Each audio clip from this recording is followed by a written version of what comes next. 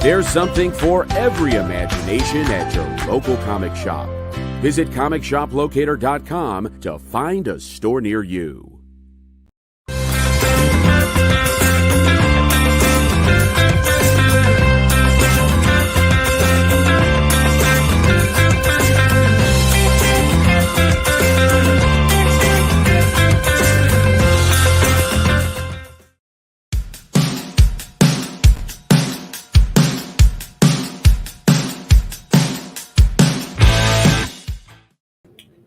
Hey, it must be Monday. What's going on, Robbie?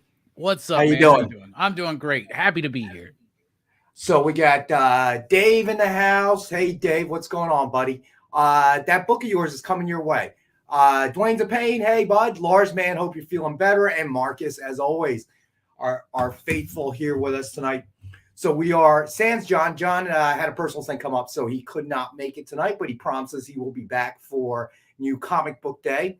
I think he might just be ticked off because I didn't have any Green Hornet. Jeff, what's going on, buddy? Thanks for joining us. But I don't know. I just saw him share a bunch of photos of all the food he ate over the weekend, and I can see why he needed a day off. Dude, I stopped looking. It's not right. It makes me hungry. I just, I can't be doing it. You have to have a full meal before you can check his stuff out. All right, that's the rule. Stevie B, what's going on, buddy? So. You know what? I do want to revisit a topic that we talked about on Friday on your show. So I'm always on with Robbie on Friday evenings, and he has come up with some great topics of discussion. The last one was the Punisher logo change. So we'll definitely touch on that a little bit. Ron in the house. What's going on, Ron? Definitely want to talk about that. I thought that was a good conversation. And within the 30 minutes or so that we have, you're unfortunately, there we go, Marcus. Unfortunately, you come up with these great topics, but we don't have enough time. Yeah, We right. got about 30 minutes and then bang, and we're still in the middle of the discussion. So Spencer in the house. It was so nice to see Spencer. I'm glad he's doing okay. Bit of a traffic accident recently, so I'm glad to see he's doing okay. Old friend back when we were both a heck of a lot younger. But yeah, other than that, we have to take our sports moment.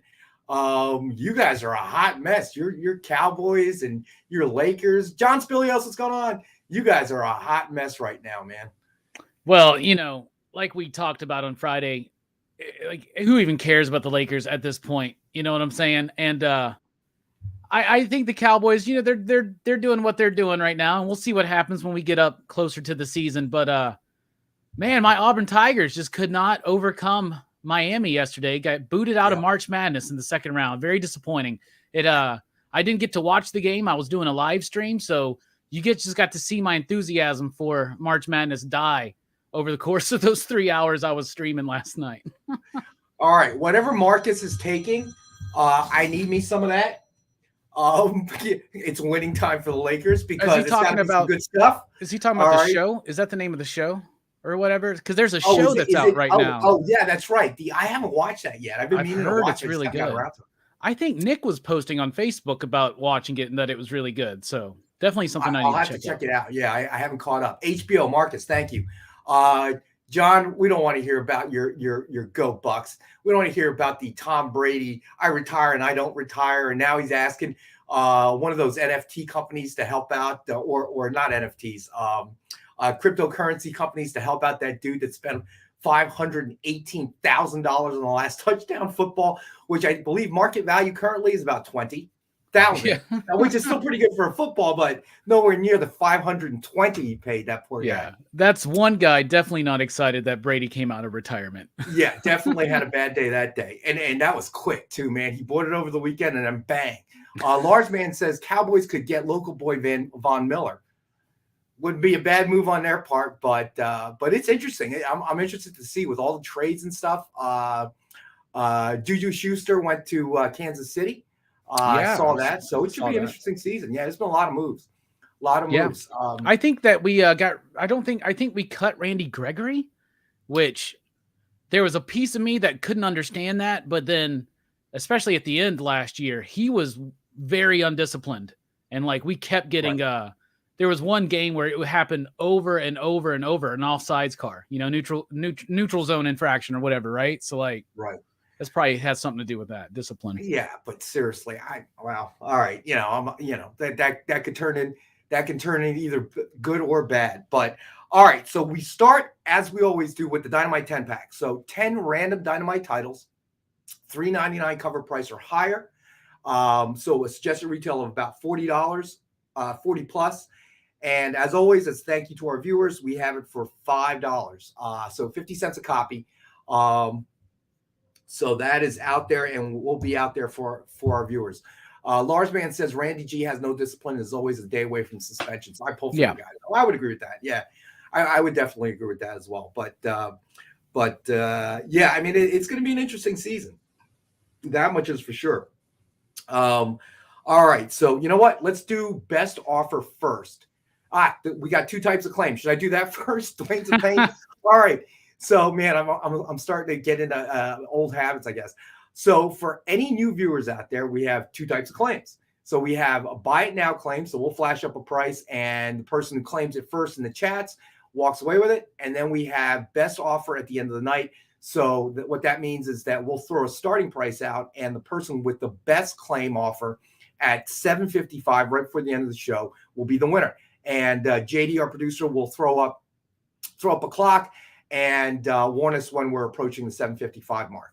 All right. And then he will also throw out a link. There you go. The submission form, very important. If you claim something during the evening, fill out the submission form, especially if your real name doesn't match your username. So we have those, we can match those up. But more importantly, the ship to address also goes in there. So if you are a new buyer, a new viewer, definitely make sure you fill that out. And the link's right there. So, all right, so we'll do the first best offer of the night. We have Justice League Endless Winter #1 signed by Ron Marz. And it's just retail of $49.99. It is a best offer book starting at $15. All right, so that is very cool. All right, so let's see, Stevie B. Return engagement, had to reboot. Revenge of the Computer telling me I should still be doing yard work. Mikey G in the house. What's going on, buddy? It is a nice day here, though. I got to admit. I don't know what's weather like by you. Oh, 72 degrees, sunshiny, beautiful, gorgeous. Well, we're not quite 72 degrees, but we're in the low 60s. So that's nice. Already a massive improvement. But I don't know, man. Even towards the end of March, it gets wacky. You never know what's going to happen. Yeah, it goes up and down. It's one of those things where you go to bed, you wake up, it's cold in the house, and then you turn on the heater, you come home from work, it's hot in the house, so you turn on the AC, you go to bed, you wake up, it's cold in the house. Well, supposedly it's going to be in the low 50s tomorrow, I think, here. And then right back up into the low 60s. It's just weird, dude. Yeah. There's just nothing you can do about it. You don't like the weather around this time of year. Just wait. But it's so strange. So tell me what the weather's like around end of in July, say. For us here? Yeah. Usually like 95 degrees, 98 degrees, super hot, muggy, boiling hot, sweaty. Awesome. Yeah. Triple B in the house, 42 and sunny. Where? 8. I can't read that, dude. Is that some sort of code? Salt Lake City? Is that Salt Lake City? SLC? Oh, yeah. That would make sense. But what's 8 Ed? I don't know. You're younger than I am. I figure you'd be able to read that. I don't know. I mean, not too much younger, I guess, but I don't know if that's some kind of slang, some kind of techno jargon. We don't know about? Yeah. That would be harsh, wouldn't it? Yeah. All right. So, so Robbie and I had a great conversation about the Punisher logo change, which was interesting, I thought. And a lot of different reasons, but really kind of thinking, what was the purpose? And that was something that Rob and I touched on Friday. Was it a deliberate plan? Was it not a deliberate plan? Was it a marketing gimmick, if you will? Okay, because putting it back on the news per se, because it was, and then it sort of died off, and then now obviously it's regenerated some in terms of a controversy, so on and so forth. So interested to hear what everybody has to say about that one. All right, so next best offer book of the night is Walking Dead #192, signed with cover sketch art by Ken Hazer. Suggested retail of $89.99. It is a best offer book starting at $19.92, the year that Image began. Oh, that's a great cover. That is a good cover. I mean, I say that a lot with Ken Hazer's work, but in particular, this is a really cool cover. I like that. 62 Lefty, what's going on? All right, so 62 Lefty says to sell more books. That's the idea. I wouldn't disagree with that. I would, definitely there has to be some marketing plan involved there. Well, they definitely pushed more units of this round of Punisher #1s than they did the last probably since the Ennis days. Like the last few relaunches of Punisher, they just keep getting diminishing returns, it feels. And this one bumped that book. It was a huge seller for Marvel that month, for this month. And it was also providing lots of talking points on the internet, on the news articles. Everybody was talking about it. Just the fact that they changed the logo. Why did they change the logo? Is it tied into the BLM movement and people's expectations on what that symbol represents to like certain law enforcement and all that stuff? All of that was just an excuse for them to be like, if we change the logo, but still make a BA Punisher book, we're going to get people, we're going to get their eyes on it. We're going to get them talking about it. So I think they really, I think that's the #1 reason to do it. Maybe somebody somewhere did want to cause some kind of change on the logo. Maybe they have personal feelings about it, but when it comes down to it, Marvel Comics cares about one thing and one thing only. That's selling comics and coming up with intellectual property to exploit in other media, right? So mission accomplished as far as this one goes. And obviously Punisher being a character that is, has a large following. I think it's John Spilios is always looking for Punisher stuff. I'm always trying to find it for him. So it definitely has lit a new fire under that controversy. Temporary change, Dave Cerrone says, and you had mentioned it on Friday. Once this story arc with the Hand finishes, what happens? How does that conclude? And I thought you had some interesting theories about that. Yeah. That somehow, he's not going to stay with the Hand, and it's going to come to some sort of confrontation at the end, which sort of makes sense. For sure. And then eventually he returns to the old logo, which would then give them kind of a double whammy. They can kind of hit that twice then, because obviously you have the new change, and then when it goes back to the change, you're probably gonna see a spike in sales as well. Exactly. And then you'll probably have, and then put another big name creator on it, and then you're able to drive more sales and interest into it. And that Punisher logo, regardless of what people may think about it, makes a lot of money through merchandising for Marvel. Does. Like you're right. So why would they let it go? Certainly, since they can kind of double dip, if you will. Yeah. I think I think what you said on Friday, now that we've had some time to think about it. John Spilios says it's funny people are talking about the logo, but not much about Maria. That's a good point. Yeah, that's the big deal right there. And Dave Cerrone says, if you are old enough to remember the sales effect of New Coke versus Old Coke, this sounds very similar. Yeah, I certainly was around during the New Coke, Old Coke era. I hated the New Coke, as everybody did. So we're all begging for the Old Coke to come back. And needless to say, Coke probably, Dave C. is Cosby pitching it. Needless to say, when the Old Coke came back, everybody was, clamoring for it. And I have no doubt the sales jumped quite a bit, when they brought it back. I remember Coke Classic was what they called it. Yeah. And then the classic formula right there on the can. I don't even remember. Just an excuse to pick up a book, Dwayne says. I don't even remember how New Coke tasted. And I don't know if I was influenced by the controversy more than the taste itself. You know what I mean? Well, I barely remember New Coke, but I remember being very young and liking it. But I do remember when the big campaign for like classic Coke, like it's back, it's the classic formula. Right. It had this little emblem on the can, but they re-released it like a couple years ago for, I think in conjunction with Stranger Things. You could only get it like online. It was like $15 for like 2 cans or something like that. And I was like, what sucker's going to buy that? Well, I did. And I did a taste test on my show, and I loved it. I thought it tasted like Pepsi. It's kind of what I got from the revisit that they did like a year or two ago. So I don't remember exactly what it tastes. Now I know that the Coke Museum in Atlanta still has some of the flavors from around the world. I think they still have new Coke there. They used to have in Disney. They had it in Disney at one point as well. Nice. So so you could try all these different flavors. So you had a bunch of kids running around filling those little paper cups up with different types of Coke. Pepsi is interesting. So I read somewhere that Pepsi has some sort of carcinogen in it that's higher than Coke. And it actually keeps it out of certain markets. So if you go to a place like Taiwan, which my daughter and I used to visit every year, you can't get Pepsi products there. It's all Coke products. So there is something about. So I actually do like Pepsi a little bit better. Here's what's weird: Pepsi you can drink somewhat lukewarm, but you can't get away with that with Coke. I don't know what it is. I know the it's temperature weird, right? test. it's you can get away with it with Pepsi, but you can't with Coke. But I started to cut down after I read that about the carcinogens, and I always thought it was kind of weird that Taiwan is kind of like outlawed it. I don't want to say outlawed it, but pretty much.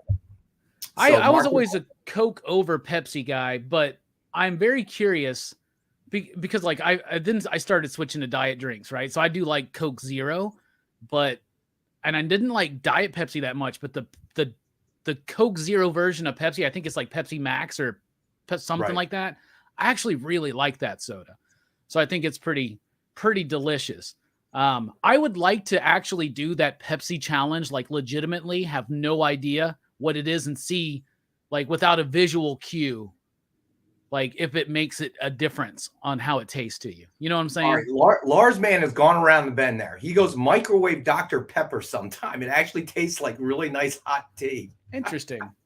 We see all these people talking about discontinued sodas and stuff, and that's one of my favorite things to do is to go on this nostalgia trip on discontinued snacks and soda, like Dorito flavors, Mountain Dew flavors, all that kind of stuff. Anybody remember Dr. Pepper Red Fusion? I loved Dr. Pepper Red Fusion. I think it was only on the market for like 6 to 8 months. It tastes like though. It was I looked it up recently, and so apparently Dr. Pepper's made with a heavy black cherry flavor, and Red Fusion was made with a heavy red cherry flavor. But I remember loving it, but nobody else really remembers it. I'm glad you do. Dwayne's a pain is definitely going to outlive all of us. He hasn't had caffeine in 14 years, so he's out of the loop. Jack and Two Gun Pedro, what's going on, buddy? Pew, pew. Jack and Coke, pew pew. I like that. But I'll tell you, you know what? Every now and again, I think once a year, and I know the Coke from Mexico they use real cane sugar as opposed to corn syrup. It's delicious. And every time it comes out, I try some of it, and it just tastes weird to me now. Real cane sugar tastes weird. I can't drink the Coke with the. It's too natural. It's too bitey. Yeah, I guess so. I don't like it. Let's go to another best offer book. All right, and let me see how many we have today. All right, so this is the last best offer book of the night. So it is Moon Knight #1, CGC graded, guaranteed 9.8. Suggested retail of $89.99. It is a best offer book starting at $25. The Moon Knight TV series is hitting this Wednesday, March 30th. Yeah, so like 9 days away. That. 9 days away, and I'm very excited. This, by the way, is a incredibly well done comic. I think this is Marvel's best comic right now. Is Moon Knight. Jed McKay is doing such a grand job on that. It's going to be perfectly timed. If this show is half as good as I feel like it's going to be, this is going to be the perfect storm for Marvel to really kick Moon Knight up again, because Moon Knight's been one of those characters that's always driven certain interests. Like I remember back in the 90s when like the book was dead, but Stephen Platt came on for those last few issues. Those issues are still expensive, so Moon Knight's been waiting for his day, and I think it's finally coming. So Mikey G, unfortunately Dave Cerrone jumped in right before you at 25, so I need you to come up a little bit more. Lars Man's at 30. All right, Lars Man, I got you, buddy.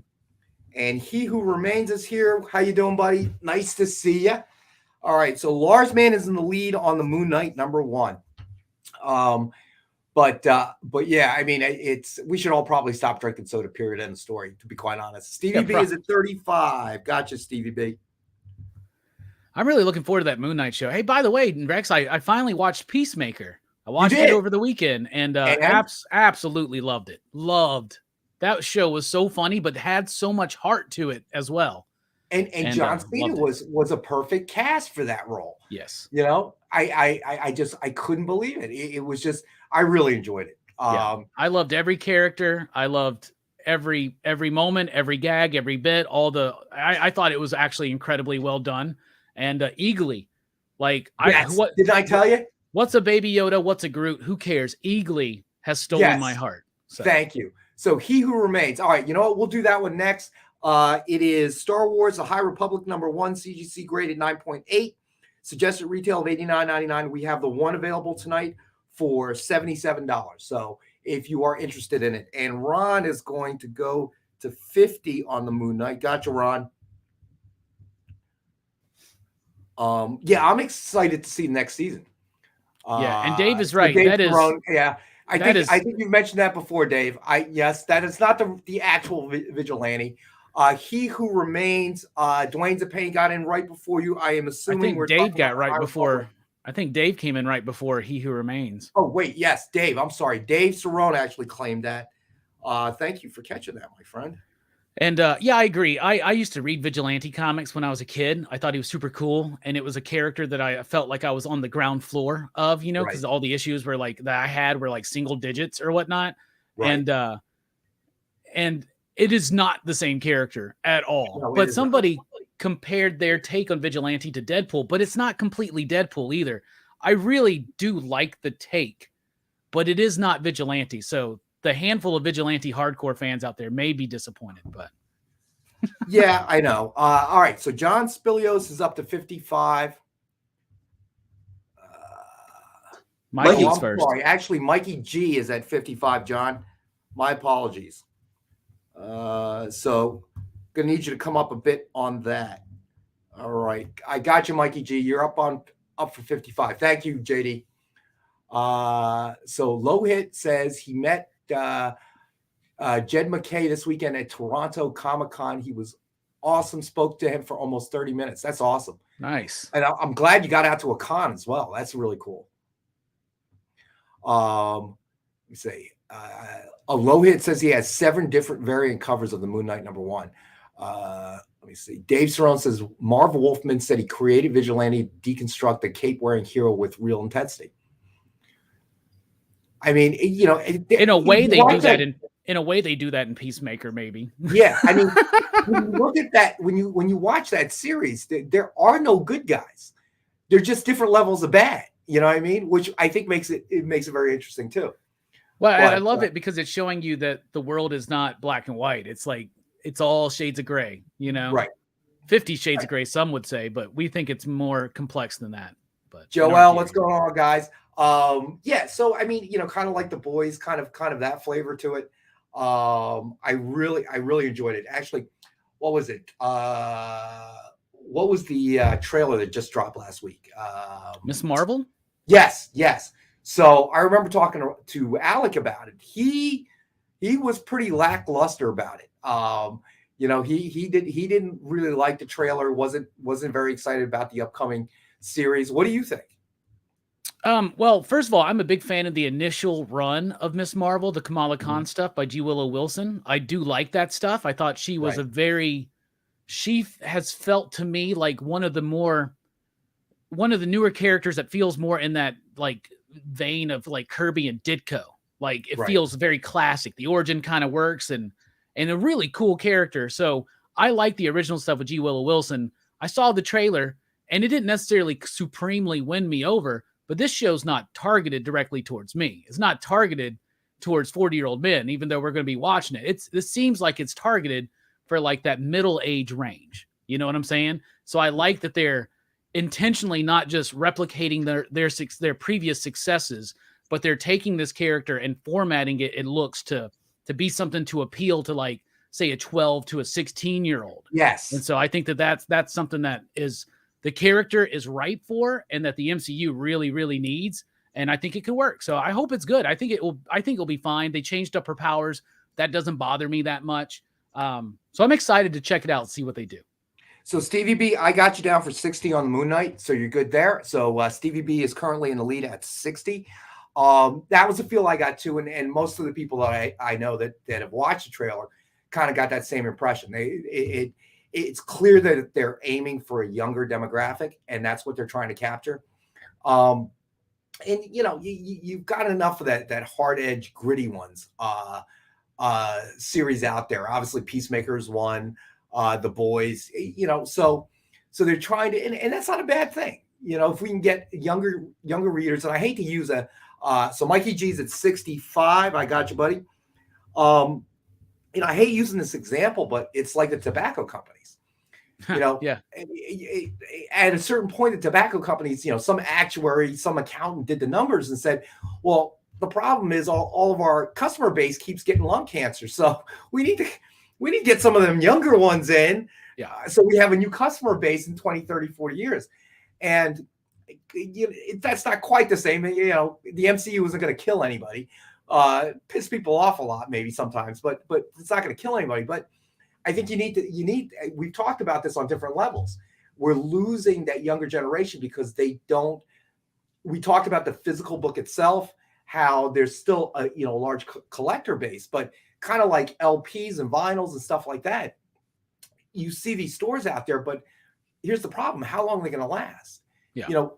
There's soon going to be a generation of people that have no idea what an LP is, has never really seen an LP, have never listened to an LP, anything on vinyl, let alone, CDs, cassettes, all that stuff.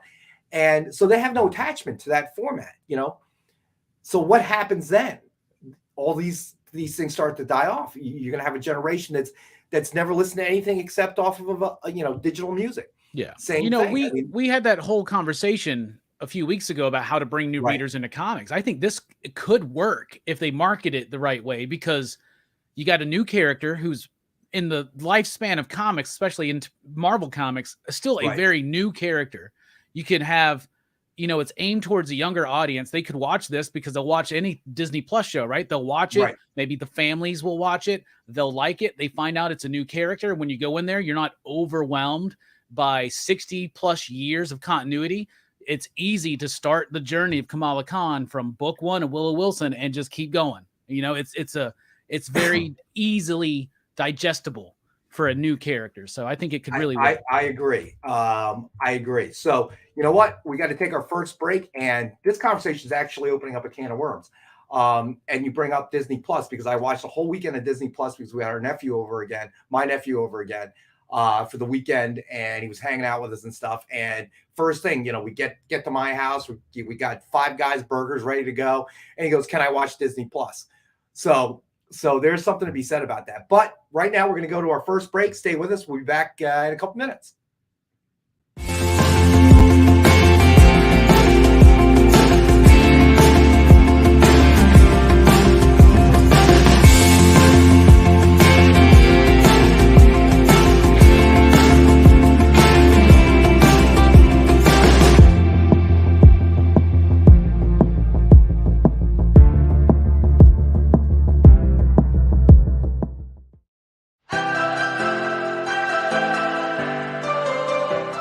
This is The Experience.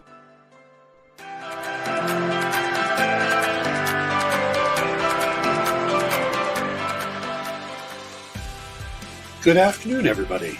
Hey there, hi there, hello there. You're as welcome as can be. Hi, I'm Nancy McCann. Welcome to Friday Night Live on The Experience. Welcome, everybody. It's Fat Jack's Comic Crypt. Brendan, Al, Jason, hanging out. There I am. Welcome back to Kicking It with Henry, folks. I am your host, Henry Kumpa. It's great to be here with you guys. So we are going to talk about books that are in stores this week. Hi, everybody, and welcome to Mishmash. Hello, and welcome to the Black Comics Universe, presented by Peep Game Comics. And you gotta love it that the first people in the minute to skim it are creators. Up, everybody! Welcome to another Wednesday Warriors. My name is Joey Galvez, and this is my pal Ambrosia. Hey, everybody! Welcome to Space Cadet. Hey! What's up? Welcome, everyone, for another episode of I Must Ask You a Question. Hi, everybody! Welcome to Nerd News Now. Hey, this is Rex. Welcome to Comic Collectables. Hey, hello, all you happy people. Welcome to the Dan Wickline Show. Hi, everybody, and welcome. is the crazy show that we do on Thursdays called What's in the Box? What's in the box? Comic culture and sales.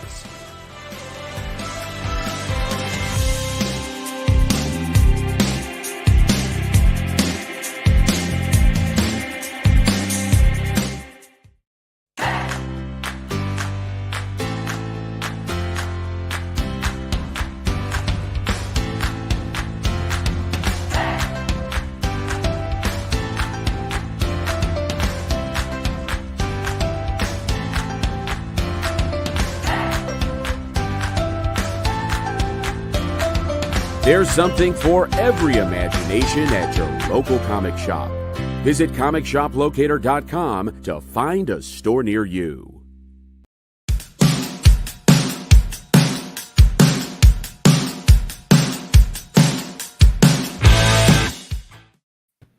All right, and we're back. Let's see. I'm just catching up on the chats here. Chat's popping today, man. Yeah, it is. All right, so Kamala Khan is the lead character in the latest Avengers video game. There you go. Yeah, I heard I would tend to agree with Dave on that. I don't really see Marvel making a marketing accident that works in their favor. I think it's really pre-planned. Especially, well, I don't know, man. I mean, I get it, but sometimes I'm just like, what's in that can you're drinking, man? There's so many like missed opportunities with marketing sometimes. Oh, don't get me wrong. I think it's so random when they do something. You're like, I don't know if they did that on purpose. I think they miss stuff certainly, but I think that when something goes right, I think that I tend to believe that that's the plan that's in mind, so to speak. Yeah. So JD says the game was terrible. I've never played it myself, but I'll have to take his word for it. But I think, Brandon, what's going on, buddy? Yes, I can do a quick recap. We haven't gotten too far down the line here, but we'll do a recap and then we'll do another book. All right, well, hold up. Ron is up to 75. Gotcha, Ron, on the Moon Knight. All right, so that puts Ron in the lead. All right, so we'll do a quick recap for our buddy Brandon. So we started off with a Dynamite 10-pack reader set, suggested retail of $40 or higher. As always, $5 is a thank you to our viewers. So that's 10 books, randomly chosen by us. And at $5, it's 50 cents a book. So Mikey G is up to 80. I got you, Mikey G, on the Moon Knight. All right, so then we did Justice League Endless Winter #1, signed by Ron Mars. Suggested retail of $49.99. It is a best offer book starting at $15. There it is. Like that cover, man. Then we had Walking Dead #192, signed and cover sketch art by Ken Hazer. Suggested retail of $89.99. It is a best offer book starting at $19.92. The year that Image first started. I'll leave that. All right. And then leave that up there for a second. And then we have Moon Knight #1, CGC graded 9.8. Currently, Mikey G is in the lead. That is the best offer book. Mikey G is in the lead at $80. Let's see. The Star Wars was claimed by Dave. And I think that's as far as we got. So let's do another book. And Brandon's got 20 on The Walking Dead. All right, I got you, Brandon. Hold on a second. Let me find that. Okay, Brandon. And Dave pointed out earlier, but yeah, it's an homage to the Frank Miller artwork. Yes, he did. Daredevil, at Electra's Grave, very right? Cool cover. Well, as always, Ken Hazer, we're big fans, so you know that. All right, so let's do. Oh, here's an interesting one. Let's do Ben Reilly SpiderMan #1 variant signed by Dan Jurgens. And we have one available, $39.99, and it is number 10 of 60. So that is available tonight as well. This is a really fun book. It's written by J.M. DeMatteis, and it's like old school 90s kind of vibe. And so it's perfect to have a variant with, one of the preeminent Marvel or DC creators in particular, but one of the preeminent comic book creators of the 90s, Dan Jurgens. Yes, and I agree with JD. He does have a very, very pretty signature. Well, he got lots of practice because he was signing during the death of Superman. He sure did. I mean, how much money do you think that dude made in royalties just on that alone? That's got to be insane. I remember that Dan Jurgens was a minority owner of the Minnesota Vikings. Okay, that tells you right there. You don't buy a piece of a professional sports team without having them being a little cash flush, if you know what I mean. No kidding. So, yeah, I mean, it was all at the right place at the right time, you know. And it was that time, as we talked about, with Image and everything else. There was a shift from not just popularity of characters, and the creators were just this unknown sort of vague, other than Stan Lee, to all of a sudden the focus was shifting to the creators. So obviously Image with their crowd of, you know, Jim Lee, Todd McFarlane, Rob Liefeld, all those guys, and then the indies started popping up, Valiant, all these other companies, and then obviously Dan Jurgens, Jerry Ordway, all these guys happened to be involved with the death of Superman, and then things exploded. Some of it wasn't so good because obviously trading card speculators started to jump in the boat, thinking that they had found the pot of gold at the end of the rainbow, whatever. Oh, look at this, we can pre-order it from places like Diamond and back then Capital Cities. Yeah.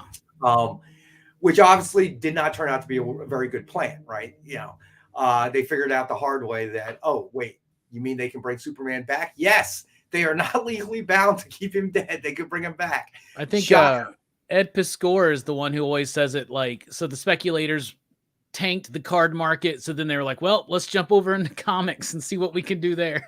Yes, actually, that's a very good point. You know, what you just said was, at that point, was the beginning of the sports trading card market getting flooded.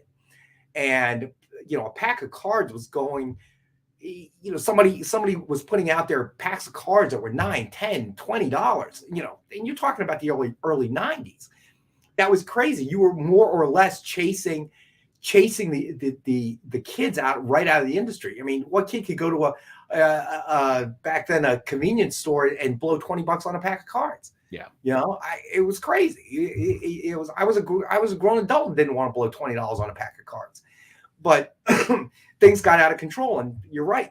They said, well, you know, we've burned this bridge. Let's see what we can do with comics. Right. And they almost did it. And Marcus, yeah, like Brady coming back. Yeah, so does John Spilios, our resident Bucks fan. I'm always rooting for Tom Brady because he's the old guy, but still, man, I'm just saying that was when the Major League Baseball lockout lasted longer than Tom Brady's retirement. Okay? That's something to be said, right? I have a feeling we're going to get this for the next few years. Like every year, he's going to announce his retirement. Then he's going to come back. I really think this is it. But I guarantee you, his when he announces his retirement and his last touchdown, football is up for auction. It ain't going to get $520,000 this time around, right? I don't know, man. Somebody's going to convince this dude one day that wouldn't it be amazing to be a 50-year-old quarterback and win a Super Bowl? He's going to be like, I could do it. So you never know. Come on, dude. I think he's got. I really think this has got to be it. I think he came back because he wanted the farewell tour, and he didn't get one. You know, okay. And I think he wants that. And so on. But I mean, and I think he wants to hit that mark of being 45 and playing in the NFL. But after that, why? You've got all the money you could ever use. You're married to a woman who's got all the money she could ever use.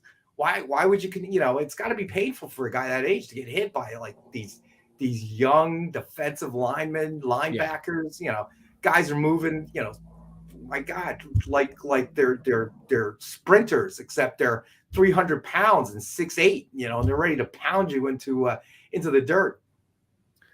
I saw a meme the other day, and it was like some kids or something at a computer, and it was like Tom Brady's kids signing up for their NFL season tickets so they can spend time with their dad. Oh my gosh. But all right, you know what? Let's do something dynamite now. All right. We have Betty Page, #1, The Alien Agenda, signed by Joseph Michael Linsner. Suggested retail of $49.99. We have it tonight for $19.50. And we have one available at that price. Yeah, but I think the NFL is going to be interesting. You know, I think the one thing that they've done that was smart was when they broke up those dynasties. You know, you had those years with the Steelers and the Cowboys. Oh, Lars Man's taking it. All right, Lars Man, it's all yours, buddy. And hope you're feeling better, by the way. All right, so Lars Man has claimed the Betty Page #1. And it gave the NFL a little bit more parity. So from season to season, you really don't know who's going to be up there. It could be anybody. Yeah. So, or in like the NBA, it is everybody. Yes. Yes. That's very true too. I mean, how the Lakers still in the play-in game? How is that a thing? Like, I have no idea, dude. I really don't. But I mean, it's because they let 10 out of 15 teams in. That's why. Like, what are you talking? Everybody's in. I mean, part of it is also the collective bargaining agreement that they closed. I mean, allowing essentially name another professional sport where a player can force a move.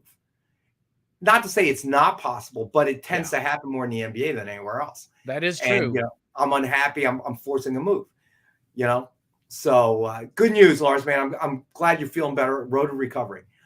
John, I tried to find a color Deja Thoris for you, my friend. Unfortunately, I could not. So hopefully I can bring another statue on for Wednesday. Let's see. Triple B just spent $200 on pre-orders for May. I'm just here for the football talk and spam. Nice. I'm sorry. By the way, to hear that, nice mannequin reference, JD. I really like that up there. I recognize that. I just wanted you to know it was appreciated. So. Oh, I didn't even see that. So sorry, no statue today. It came to life. That actually was a good movie. Yeah. Do you remember Mannequin Mannequin 2? What's Mannequin 2 with the dude from no. Jump the Shark there. Yeah, it had the dude from Herman's Head and Fright Night in it. I can't remember that kid's name right now for some reason. And I say kid like as if he's not older than me. But Dwayne's a pain. Kim Cattrall. Yeah, that was actually a great movie. And then when they came out with 2, that was Jump the Shark. Just leave that one alone. That was good. That was a standalone. Some things just need to have one movie, like Highlander and Mannequin. Yes, Highlander's another one. Thank you. I mean, it's in the tagline of the film, Rex. There can only be one. and then the TV series, which wasn't bad. I actually enjoyed the TV series. I like the TV series. Well, that was set in the past, though, right? So, like, I mean, there's plenty of world to explore. He wasn't the same dude. They were I know. dudes. So it's like an ancestor. Like, I don't know. It's like somebody else, but it's set in the past, right? Or is it in the modern day? No. It's set in current day or then current day. See, that makes no sense because the whole point of that first movie is that he's the last freaking one. Like, they had to invent this whole planet thing to do a sequel. You know what I'm saying? And then I don't know. Star Wars. I guess so. That being said, I still like watching all of the Highlander movies. The Renegade version of 2 is not that bad. I'm just gonna say. So 2 wasn't too bad. 2 was the one where they had it was in the future and they lived under that like static bubble or something like that, right? Yeah, man. And then they had to like they did the Renegade version where they cut out all the references to that alien planet or whatever. It's a whole weird thing, but they definitely there's got to be a Blu-ray. Yeah. There's got to be a Blu-ray box set of that, right? I need it. I only have the first Highlander movie. I need all of them. So what is the movie being reviewed tonight? Tonight, we're still in March Madness, so we're focusing on the first film from one of my favorite Italian directors, Dario Argento. It's the Giallo classic, The Bird with the Crystal Plumage from 1970. I honestly have never heard of that one. It's good Giallo. Giallo's like Italian murder mystery kind of stuff, blades and leather and gotcha. Like that kind of a vibe that you see as a heavy influence on certain filmmakers like Brian De Palma. Dress to Kill, for instance, is heavily influenced by some of the work of Argento. So it's he's one of my favorite directors. So we're definitely gonna have fun talking about his first film. Very good, very good. All right, let's do another book. So we have Batman #92, signed by James Tynion IV. Suggested retail of $49.99. It is $27 tonight for Detective number 27, and it is number 8 of 200. And we have one available at this price. Nice. And this is one of the first appearances of Punchline. Not the first, but one of the first, right? I believe so. She's there on the cover for sure. Yes, I believe you're correct. But looping back, we were talking about the Miss Marvel trailer and our reaction to it, and the fact that they're aiming for a younger demographic, which is a good thing, not a bad thing. But the question is, will it somehow loop its way back into reading comics? And that really is the big question. Yeah. So even though they watch a TV series, will that necessarily draw them into reading the comics? And regardless, maybe it's the digital version, which is fine. There are Lars Man is claiming 92. I got you, Lars Man. Hold on, buddy. There are like digest size trade paperback collections of Miss Marvel, right? Of the G. Willow Wilson stuff. And they're not always easy to get from distributors, right? Because sometimes Diamond will be out. Well, with Diamond, they don't even really deal with Marvel anymore. But like sometimes Penguin will have it, then they won't. And you got to go to another distributor to try to find it. Those sell like crazy at my shop. We put them in our all ages section where they do Miss Marvel, they do Moon Girl, they do Spider-Gwen, and they do Champions, Strange Academy, and Miles Morales. They sell like crazy. So I'm telling you, if they could just get them more available in print, have a run, like collect that whole run in like 4 or 5, like $10 digest things, put them in spots where people see them, like at big shops, not just comic shops, but other places too, have an advertisement, a little message or something when you're about to watch the movie. Disney Plus, boom, check out the graphic novels at your local comic shop. You feel like it has to be bundled with a digital version though? Yeah. Do you? What do you think? Like the book being bundled with the digital version? Yeah. That's okay. That doesn't seem to appeal to too many people because if you're buying a physical copy, it's nice to have a digital backup, but it's like 2 different audiences. So it's weird. But what if when you get to the end of the Miss Marvel show, what if as part of the big post-credits teaser or whatever, there's a code, you go put it in and they give you a free digital copy of the first graphic novel? Now, there's an interesting idea. Right? I think Sheldon had a question for you. And then, Ron, we'll get to the Mega Packs next thing. Yeah, I do think Chip Zdarsky on Batman's going to work, especially because he's going to be working with Jorge Jimenez, who I think is one of the top comic book artists right now as far as mainstream superhero works. So I like Zdarsky. I like him a lot when he's working with a solid artist like Marco Cicchetto or Ramon K. Perez over at Stillwater. So I am very excited for his run coming up on Batman. All right. So Ron, the Mega Pack tonight is the Iron Man Mega Pack. Suggested retail of $270, and we have it tonight for $150. And it includes the Iron Man #1 signed by Greg Land, Invincible Iron Man #1 signed by Dave Marquez. Let's see, Civil War #1 signed by Charles Soule, and remarked or cover sketch art by Ken Hazer, and Iron Man #1 CGC 9.8. Very cool pack. It is a very cool pack.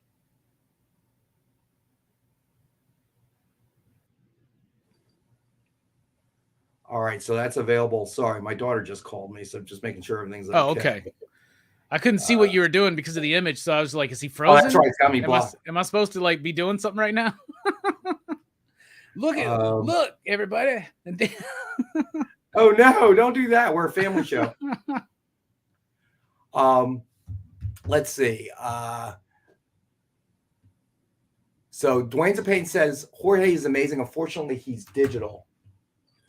Yeah, probably one of the reasons why he's so quick, though. So when he's on his roll, but it pops, it works so well. Especially, I think he's been colored by Tomo Mori and Jordi Belair at times, and the coloring really, his artwork is so dynamic, and it really makes me feel like the best of those early Image days where every page has an anchor and there's always a big splash component, and it's big and it's boisterous and it's exciting. But the stories are usually pretty good too. So not something that Image always had. Right. Okay. Gotcha. So let's see. We did the Mega Pack there. Let me see here. All right. Yeah. So the Mega Pack was $150, and we have one available tonight at that price. And it has the, I think it has the Iron Man Sorry, I was looking at the screen when JD had it up, but it has the Iron Man cover sketch art, the headshot, I believe. Again, I am a huge fan of Ken Hazer. Oh, there it is. There it is. And I was always, Alex Ross cover up there, CGC. Yep. That's great. And I was always amazed at the movie. You know, I understand why now, but how the movie just kind of took off. And that was an interesting place for the MCU to start, I think.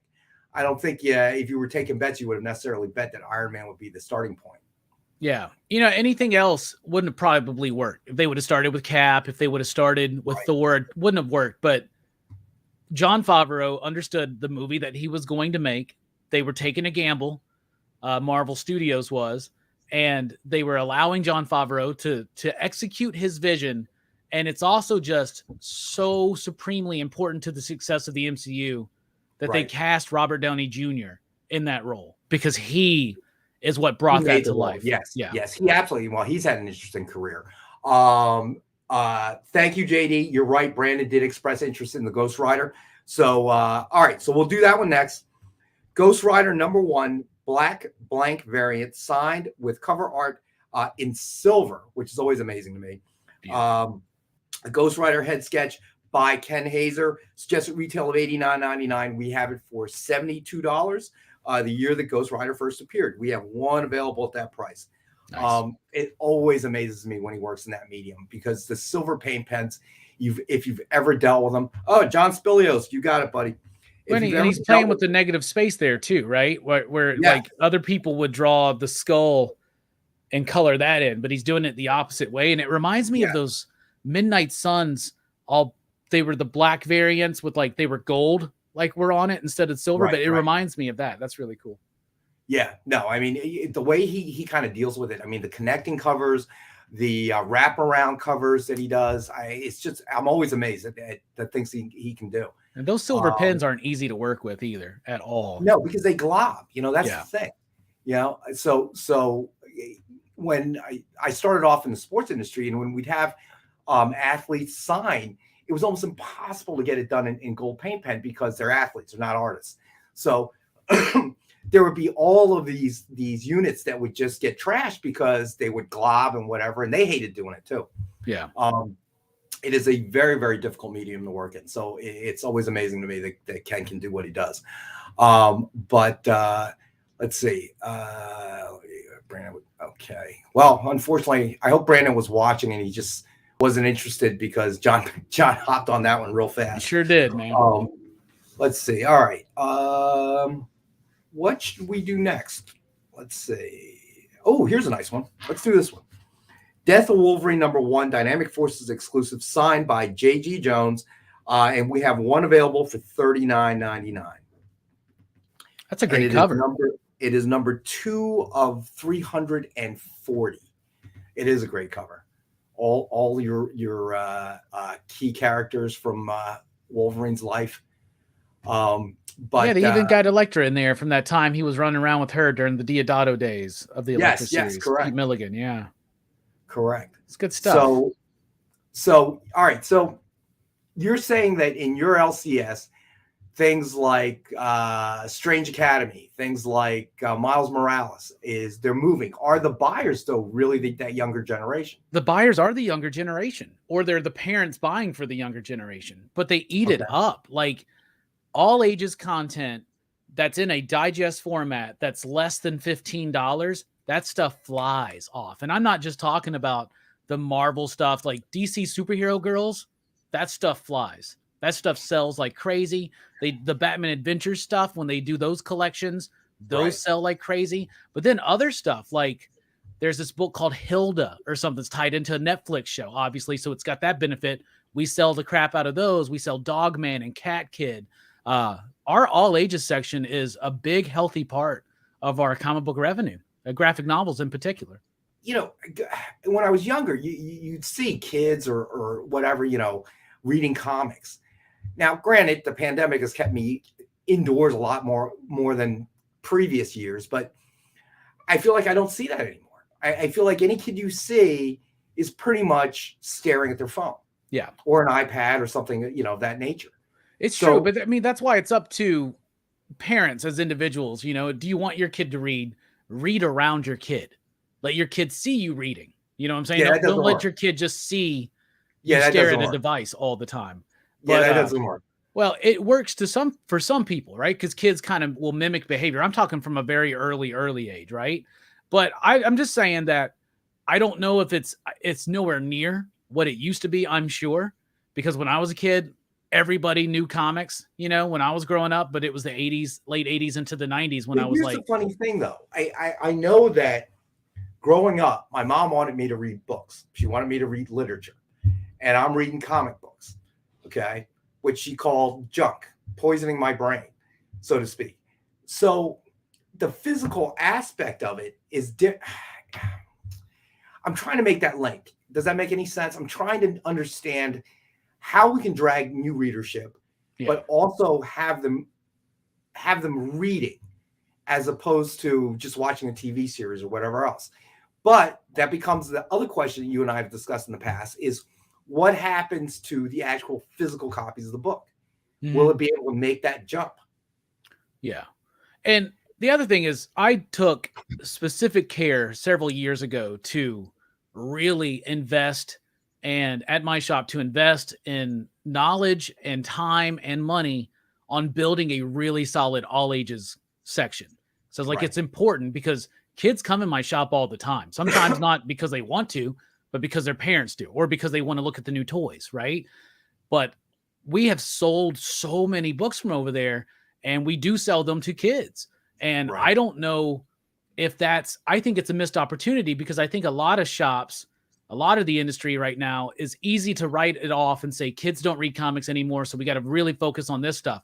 Well, I got plenty of stuff for adults too, but I also have a dedicated part of the store where it's easy to direct people there. What does your kid like? Spider-Man, Sonic the Hedgehog, My Little Pony. Like, what are they into? What movies do they like? We got stuff to sell them. You got to have the stuff there. They'll never buy it. So I think it's important to actually, as a retailer, to make that a conscious decision to have a really solid all ages section. So Dave says when parents bring their kids into the comic book shop equals money. Yes. I guess, I guess that's one significant change, and we'll see what kind of effect that has overall is, growing up, I remember one particular story. It was probably the first LCS that I've ever been to. Okay. And, back in those days, I'm buying them off of spinner racks at the convenience store, local 5 and 10, whatever. Used to be a great place in Reading Terminal Market. So if you're ever in the Philadelphia area, you should definitely visit that. It is a great kind of enclosed market with all kinds of food and stuff, and you can get meats, and it's really kind of cool. But way back in the day, it wasn't quite the way it is today. Today is very, very preppy. Do they use that word anymore? Mm-hmm. And there used to be, thank you, JD.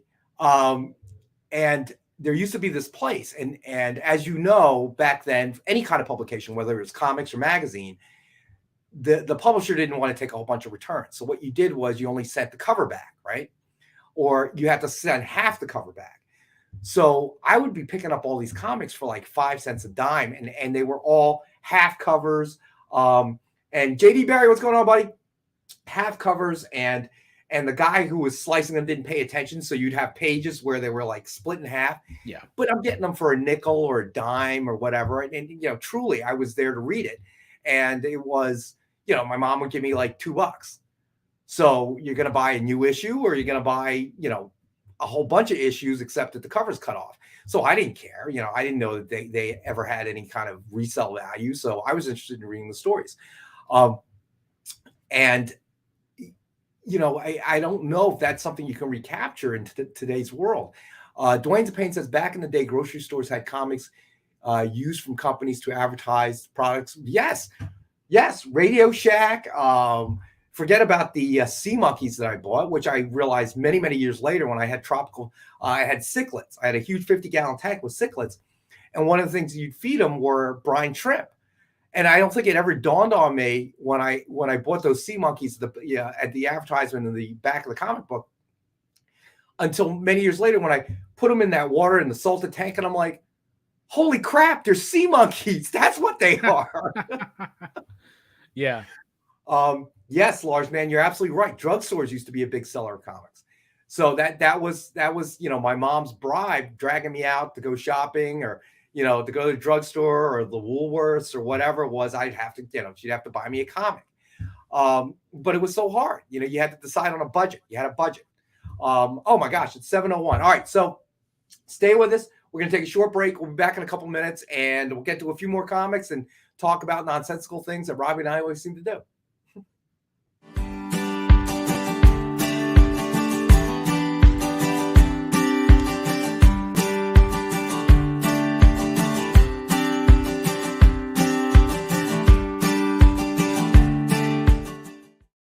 Imagine being at a convention and going to an interview panel that's just for you. No bustling crowds, no hours-long lines, just you, the moderator, and your favorite comic book creators. Well, this is pretty much that. Miss Jen sits down every week with 2 comic book creators for a live stream interview about their latest work, and you can ask them whatever you want. It's Talking Shop, Mondays at 5 Eastern on The Experience, Comic Culture and Sales.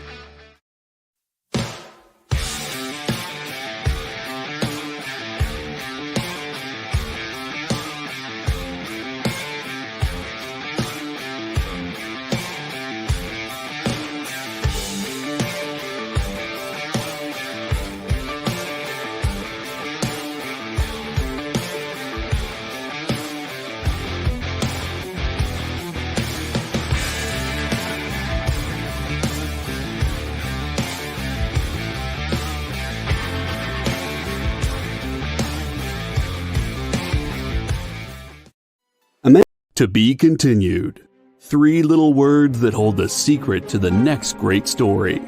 3 words that will thrill you, confound you, give life to new possibilities. Every variation of To Be Continued is a promise of adventure, a promise of excitement, a promise of unseen wonders and unexplored worlds. A promise that every issue you read makes you a part of a never-ending journey. And behind every page, there will be an unopened door waiting for you. This story to be continued at your local comic book shop today. Visit ComicShopLocator.com today.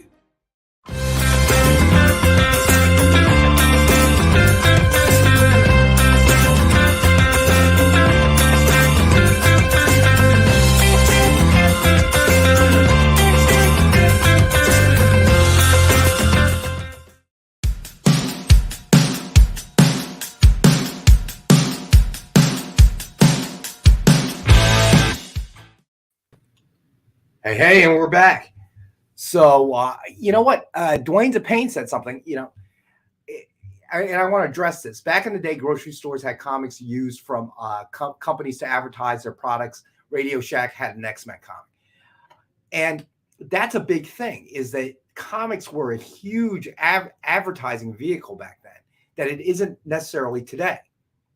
I mean, I'll never forget, there's always the kicking of the sand in the guy's face on the beach, the skinny guy with the buff dude, and the Charles Atlas stuff. Is that what yes, the Charles Atlas stuff.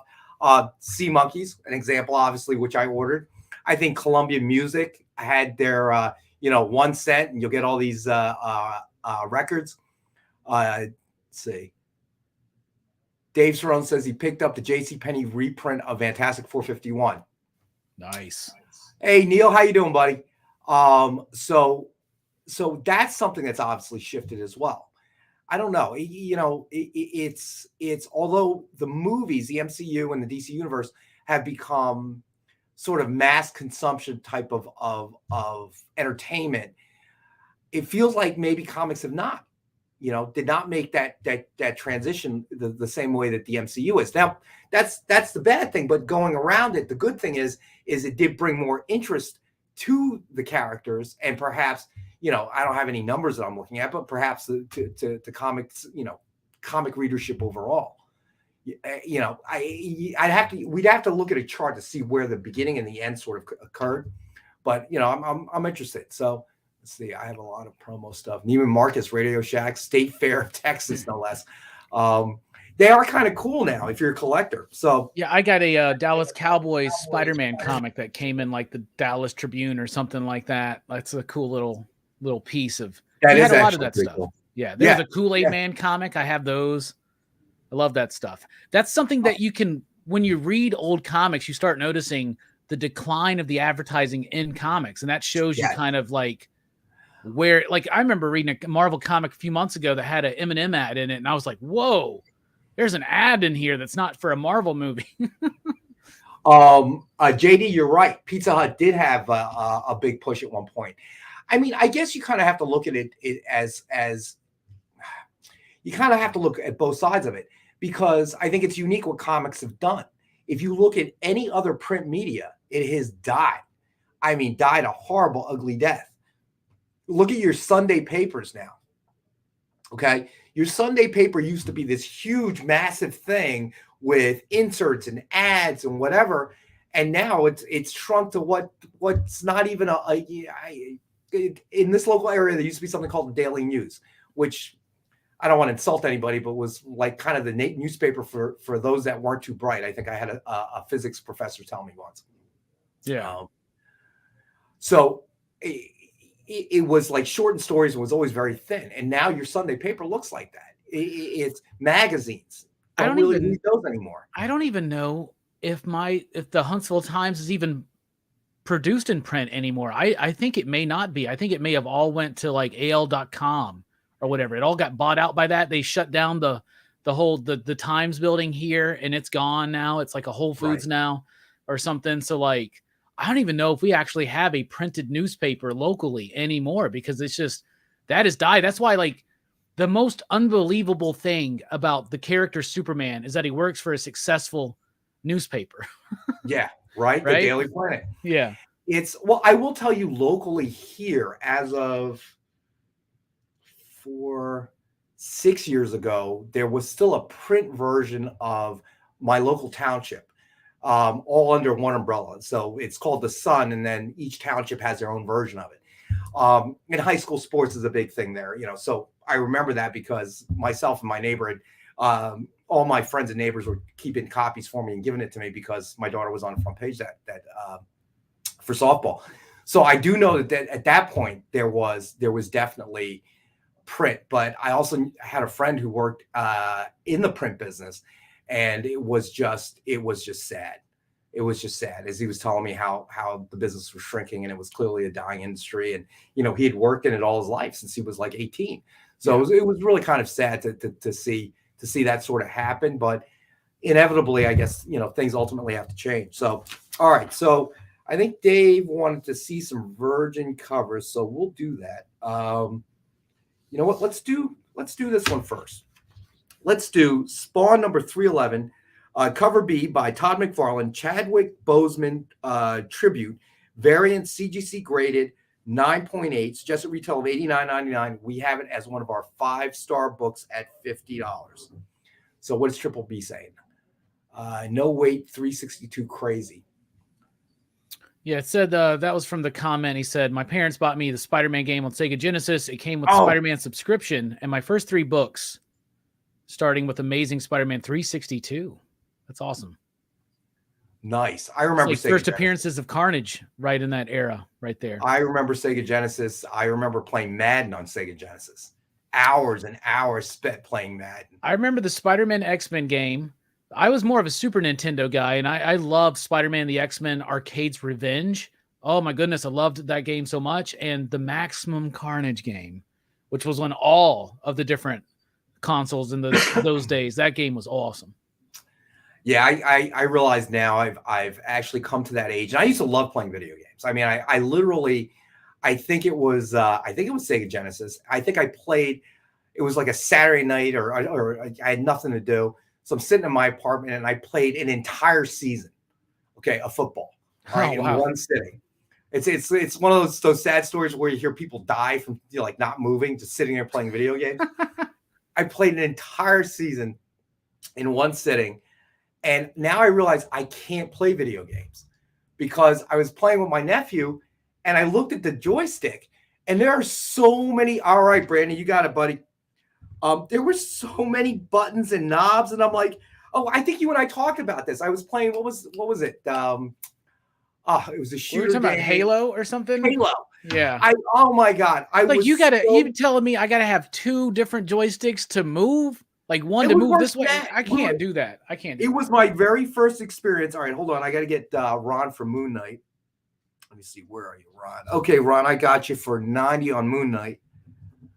No, what was crazy was it was my first experience playing with somebody else. Okay, meaning somebody connected to the internet. And I would come alive, and somebody was sniping me. I mean, I couldn't even tell where it was coming from. It was getting so frustrated. I would turn around, and boom, I'm dead. And I come back alive, turn around. I mean, that kid must have been having a great time at my expense. Just going, watch, he's going to try it again. Boom. Okay, down I go. It was like, I think I threw the joystick, and I said, I'm done. I'm done with video games for the rest of my life. It's hilarious. Let's see. Joel says he had TurboGrafx 16. TurboGrafx 16. I always wanted one of those. I never had one. I had a buddy that had one, so we'd go over there and play it. But I think they did a mini TurboGrafx 16, but it's still kind of pricey, I think. So I remember, I think it was Super Nintendo. It was Contra. You remember that game? Oh, yeah. And I was playing with my then brother-in-law. It was so funny. We'd be up in the middle of the night playing this stupid game. And the thing about it was there were 2 of you, and the screen would not move if one person was on the left side, one person was on the high side. Let me see. It was $77, but Ron, Dave Cerrone actually claimed it already, my friend. It was a buy it now. So Dave says Rex rage quit. I did. It was so frustrating. There were too many. Dave was the one with the knobs, and I couldn't. There were just too many. I was used to Nintendo. I was used to Super Nintendo. You had the little plus, and then you had 2 couple of buttons. That's it. That's what more do you need? Instead of saying the D-pad, he said the plus, by the way. I just wanted to point that out to everybody. Instead of the D-pad, I said the plus. I did say the plus. I totally admit it. I love it. And then Duck Hunt, which was endless drunken nights playing Duck Hunt, with the music. It was like, oh, it's a sad statement. It's, you begin to wonder what video games are going to be like in another 20 years. Okay. Like I can't wrap my head around current video games. I had a PS3. That was my last new console that I had gotten. I liked it because I liked the MLB The Show. Like I loved that game. Right, yes. And so I would still have a game system to play MLB The Show if I felt good about spending 6 to 8 hours a day playing that game, because I couldn't do a whole season in a day or a weekend. But all you want to do is just keep like, oh, I can't. I got to get my batting average back up over 450. You know what I'm saying? Like it's the most preposterous this stuff. Is funny.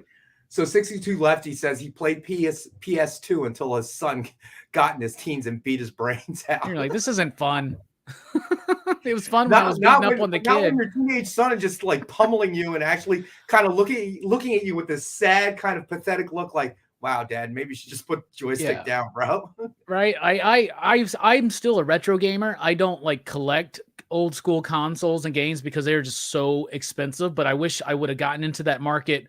I was into that market in the early 2000s, then I got out of it. I wish I would have stayed in it and kept that stuff, but I do play a lot of them digitally or whatnot. And like, what do they call them? Emulators and whatnot, things like that. And there are still games, Rex, from my childhood that I have not beaten yet. So why do I need to move on to a new one when I'm still trying to make my way through an entire week of Paperboy? So there you go. Let's see. Jason Soria, thanks for joining us, man. We do not have a Moon Knight 9 variant tonight. I will definitely look. Brandon, up, down, left, right. It's that Contra code, man. That Konami code. That's how you play Contra. That gives you all the extra lives and all that stuff. That's the only way I could have ever beat. So Dwayne's a Pain says he's still good at Mario Kart, even against the youngins. We would need an age group, actually, because five or below would not be that impressive, Dwayne. I'm sure somebody's beaten Battletoads by now. I'm sure there's somebody doing it in like 8 minutes on the internet. I still remember the very first game. that my mom bought it for me for Christmas, and I was like ecstatic. I couldn't even believe it. It was Pong, the individual Pong console, and having to figure out how to get the RF modulator onto where the antenna went and all that stuff, and just sat there for hours. Okay. And that was one of the few games, you had both controllers, so you'd be playing against yourself, right?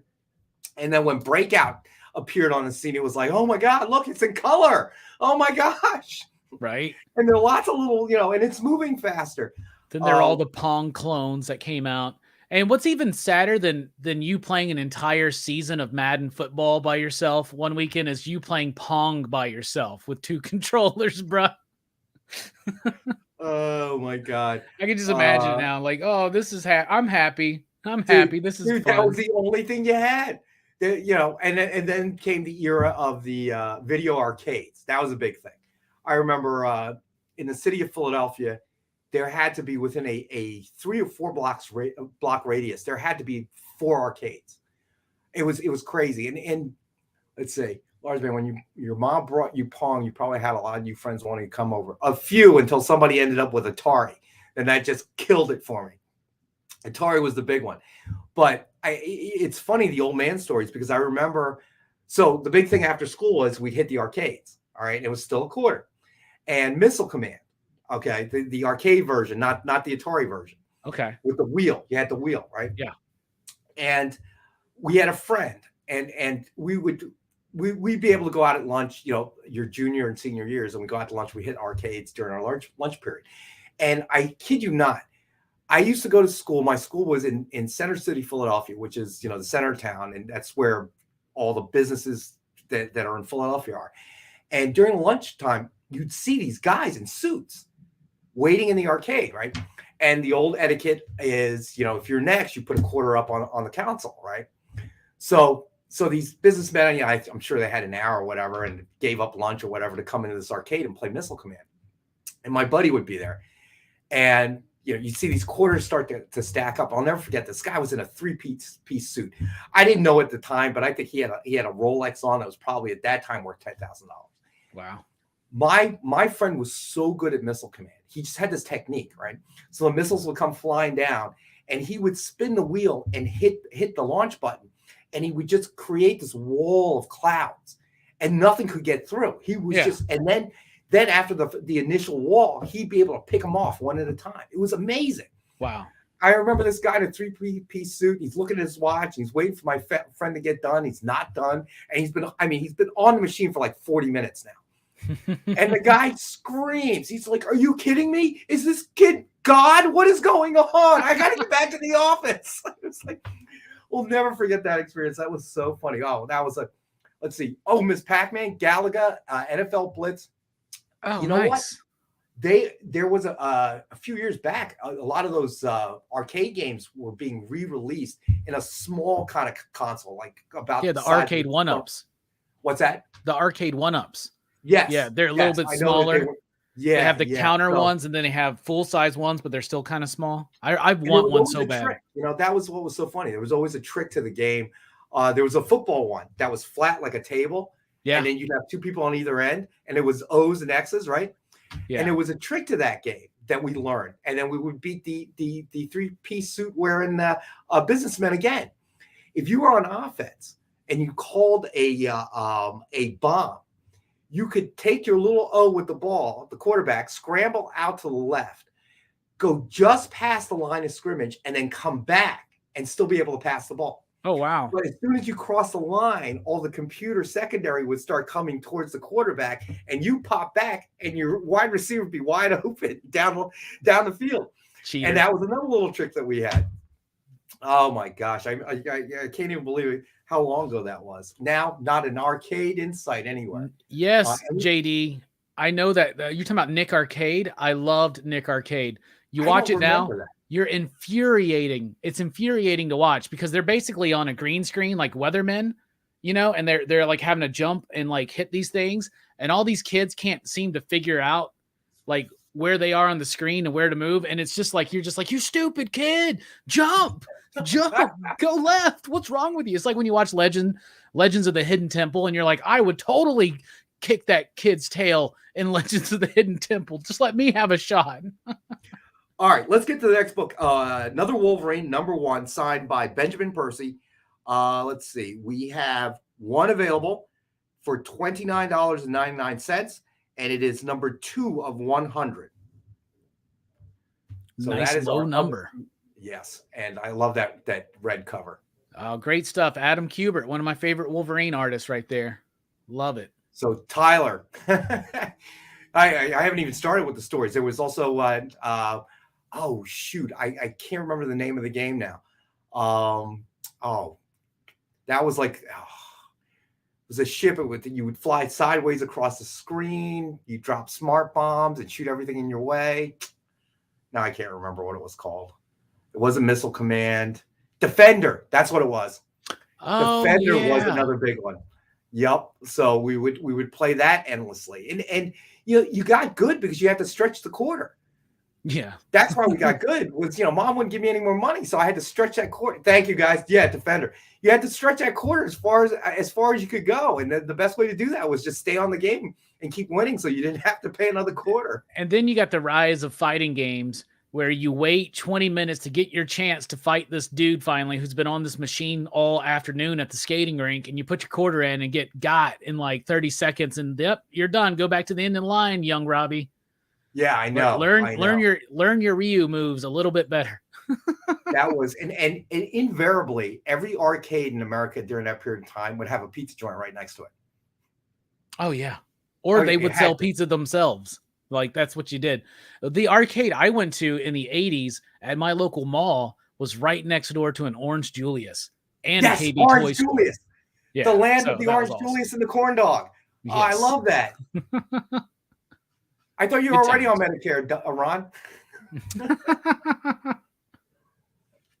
So that was a period of my life where I spent a lot of time.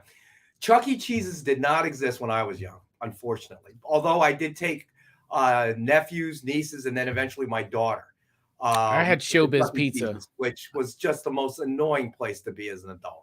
Yeah, okay? I had Showbiz when I was young.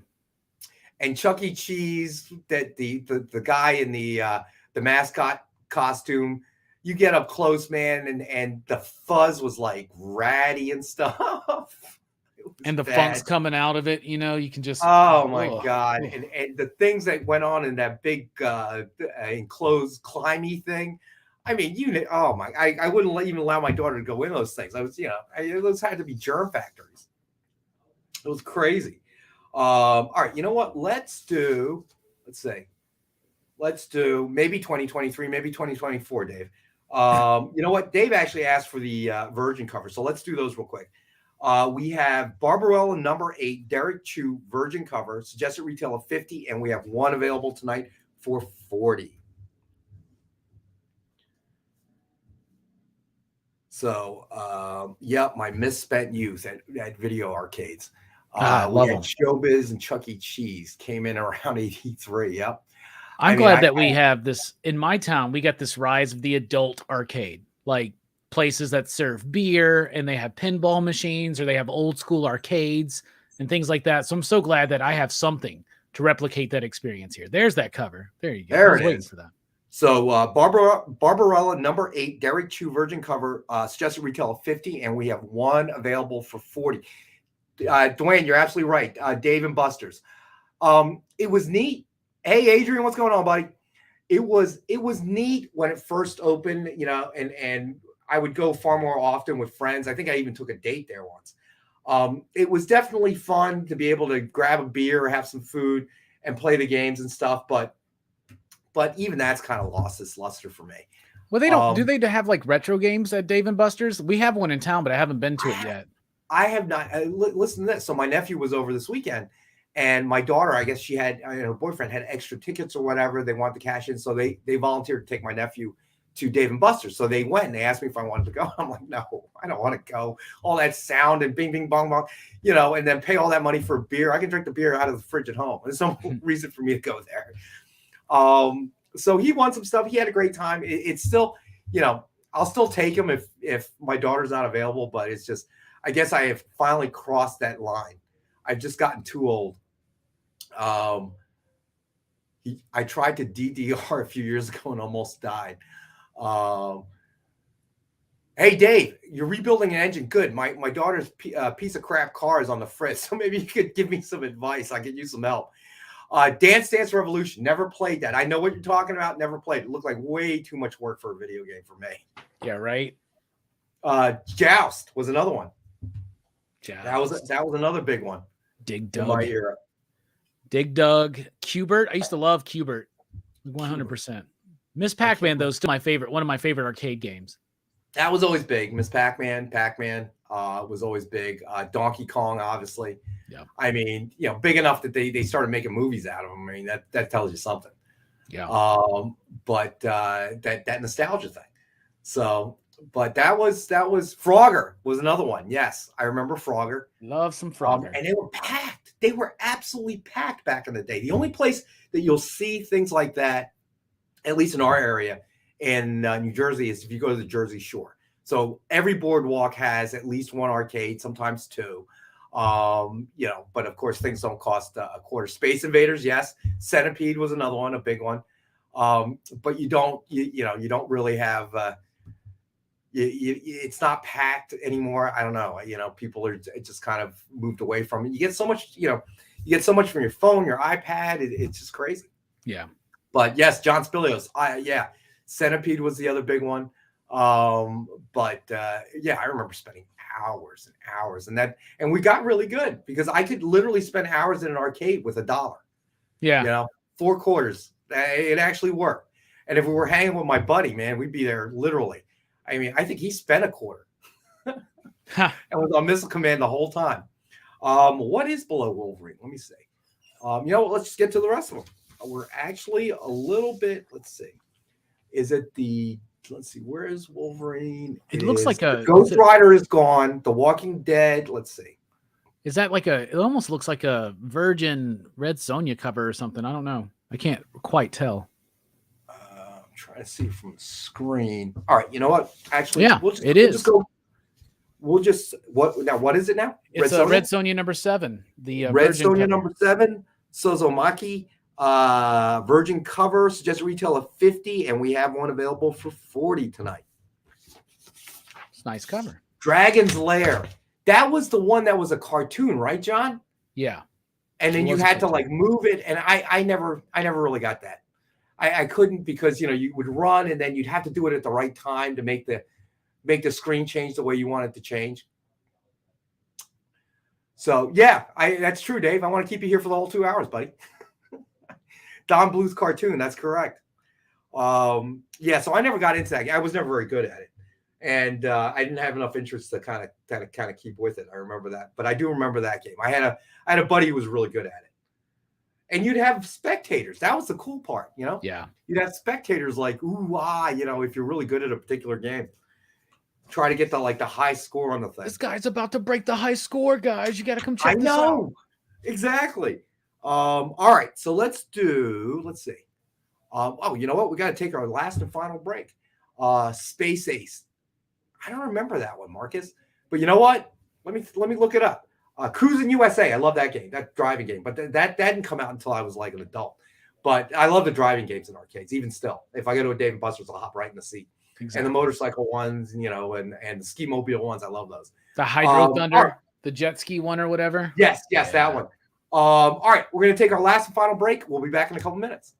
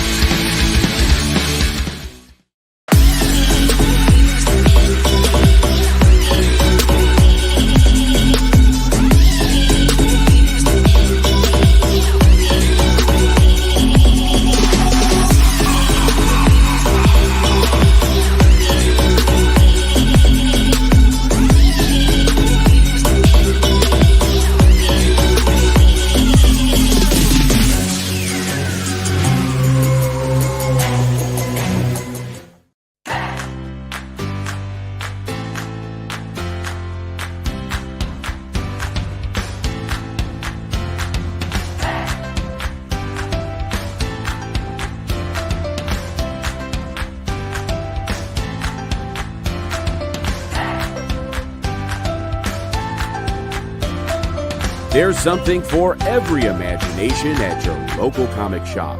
Visit ComicShopLocator.com to find a store near you. Hey, I'm Jim Pruitt. I'm the publisher and CEO of Aftershock Comics, and you're watching The Experience.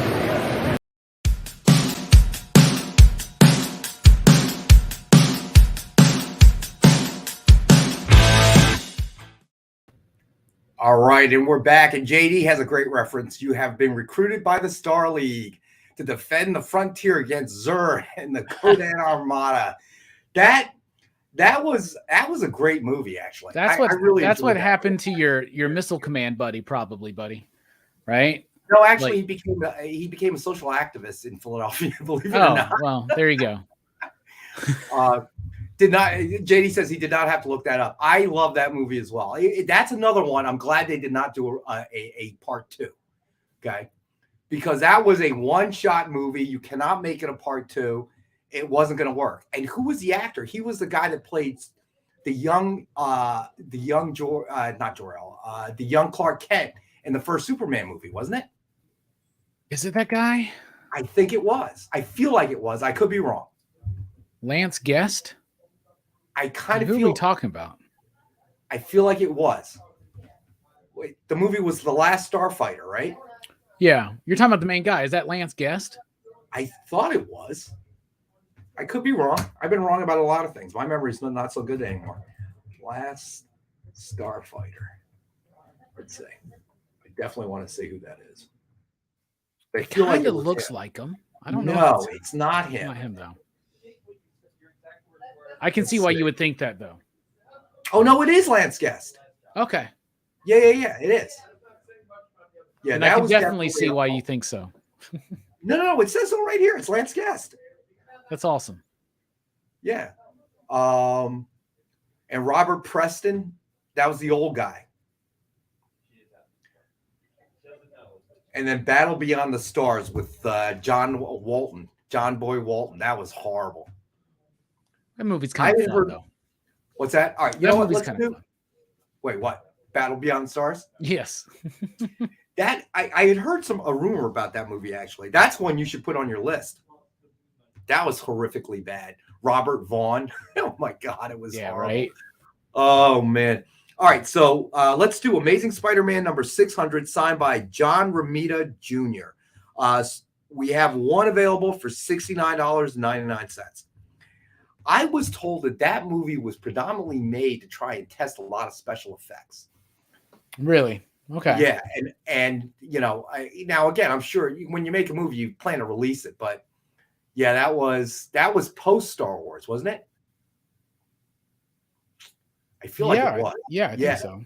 Yeah. Yeah, because I don't think it was ever supposed to air. I think because distribution ends up costing so much more money, not just making the film, but yeah. Well, that's a Corman film, right? I think so. Did he make anything that was any good? Seriously. Yes, he did, but not in the way that. So Jen King in the house. Hey Jen, what's going on? Yeah, that's a Corman one. Lance Guest was not in Superman the movie? Yeah, you might be right. Maybe I got that part wrong. Huh.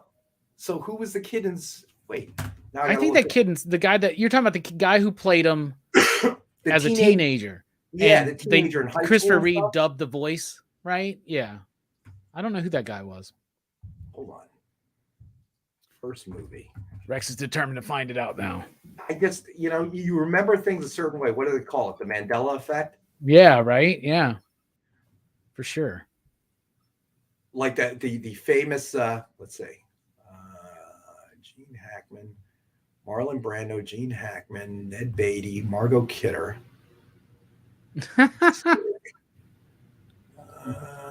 Wow, there were a lot of stars in this movie. Yeah, there's a lot of people in that movie. Wow, there were, Marlon Brando, Gene Hackman, Christopher Reeve, Ned Beatty, Margot Kidder, Jackie Cooper. You just finding this out? You just finding out all these people I don't remember all of them. That was a pretty long movie. It was a long time ago. Buddy. Wow, guys, that's an all-star cast in this Superman picture. We should check it out. Yeah, dude, I'm serious. Let me see. Who was the kid, though? Where's the kid? Jeff East was not Lance Guest. You were somebody. Yes. Jeff did. Thank you, Marcus. You are correct, sir. Large Man has. Oh, cool! You have number 61 of that one. Awesome, buddy. Yeah, that's a great one. All right, so let's do another CCA. So we have Deadpool number 1, blank variant, signed and cover art with a Deadpool sketch by Ken Hazer. Suggested retail of $89.99. We have it tonight is one of our 5-star for $50 books. So that is available as well. We'll do a recap in a couple minutes there. Very cool. But let's start to support Reeves, who was a newcomer. That's true, Marcus. Yeah, you're right. Nobody knew who Christopher Reeves was until this movie came out. It's kind of tragic what happened to him later in life, though. I got to admit. So that's kind of sad. Lance, you're not the father. Oh, Large Man is claiming Deadpool. All right, buddy, you got it. All right, so Large Man, you got that. Yeah, that was. I remember when Superman came out, dude. I was like, wow, this is like an awesome movie. It was the first real superhero movie with the latest special effects. So that I thought was super cool. Yeah, I don't remember when it first came out, but I've always have the memory of that movie and Superman 2 in particular, and it was the only superhero movie I had until like I turned 8 years old and Batman came out. You know, and it was pretty much the only 2 good ones that we had for a long time. Yeah, that's true. That's true because Superman, went and jumped the sharks. 2 was pretty good, but after that, it was like, oof. It got bad. It falls hard. 3 and 4 brutal. Yeah, not as bad as the 4th one though. That 4th one, we recently revisited it for PCP movie night, and it's rough. That one's rough. Superman 4: Quest for Peace. Well, Dave Cerrone, your other book hasn't actually left the building yet. I can always bring it back. He's listen, unless you listen to Grandpa's story.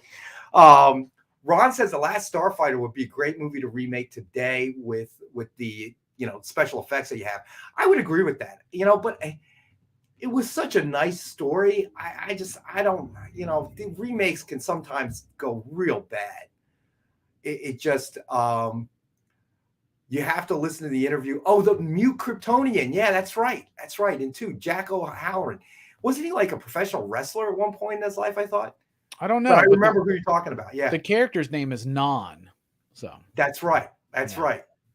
That's right. He couldn't speak. Bet he didn't stay up late, memorizing his lines. He couldn't figure out how to use his heat vision at first. And he would try, and it would just be like, it's so funny. So stupid. But Battle Beyond the Stars, apparently it doesn't matter how many stars you put in a movie, it can still not work. I mean, it was just so brutally bad. Okay. Yes. The mute one almost kicked Chris Reeves' butt. Yeah. So Dave, no, Grandpa, I love your stories. Please don't take back my comics. So Ron says remade for a new video gamer. I guess. I mean, it's the script's got to be right. You got to make that adjustment.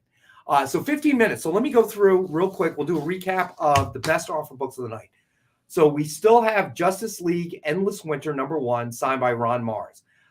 Suggested retail of $49.99. It is one of our best offer books for $15. Oh, that's right. We gotta do the giveaway. JD, let me know. I think Amy sent you a picture of it, so nobody has to watch me hold a little tiny card in my hand. And then we had, let's see, Walking Dead #192, signed and cover sketch art by Ken Hazer. Currently, Brandon is in the lead at 20. And then we had Moon Knight #1, CGC graded 9.8, and currently Ron is in the lead with that at 90. And I think that covers our best offer books. So she did. Great, JD. Thank you. So in a couple minutes, just give everybody time to get their last claims in for the best offer books before we get to 7:55. And then we should probably do the giveaway with the randomizer. Yes, we should. So on the topic conversation, why did they change the Punisher logo? We had a great conversation. We invited you to join the conversation in the comments. And now I am clicking the button to spin off into who the winner is. And this is a trading card for everybody out there.